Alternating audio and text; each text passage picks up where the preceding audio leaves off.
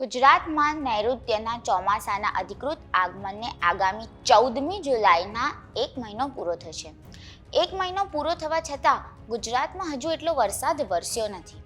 રાજ્યમાં અત્યાર સુધી સિઝનનો 9.15 ઇંચ એટલે કે 26.32% વરસાદ વરસ્યો છે, જેની સરખામણીએ ગત વર્ષે 12મી જુલાઈ સુધી 21.34 ઇંચ સાથે સિઝનનો 48% વરસાદ વરસ્યો હતો. જ્યારે આ વખતે અત્યાર સુધીમાં રાજ્યના 18 જિલ્લા એવા છે જ્યાં વરસાદની 20%થી પણ વધુ ઘટ છે. કચ્છમાં ગત વર્ષે સિઝનનો 112% વરસાદ વરસી ચૂક્યો હતો, જ્યારે આ વખતે ત્યાં 35% જેટલો વરસાદ નોંધાયો છે. પૂર્વ મધ્ય ગુજરાત અને ઉત્તર ગુજરાતમાં વરસાદની સ્થિતિ સૌથી સામાન્ય છે.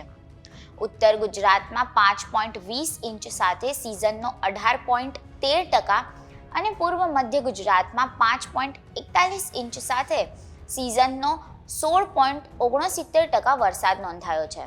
જિલ્લા પ્રમાણે જોવામાં આવે તો દાહોદમાં સૌથી ઓછો 3.39 ઇંચ, જ્યારે વલસાડમાં સૌથી વધુ 25.14 ઇંચ વરસાદ વરસ્યો છે.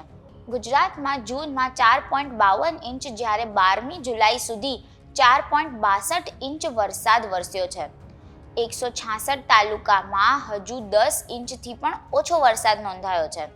છેલ્લા વર્ષોની વાત કરવામાં આવે તો 12મી જુલાઈ સુધી 2020માં 10 ઇંચ, 2021માં 5.85 ઇંચ, 2022માં 14.23 ઇંચ વરસાદ વરસ્યો હતો.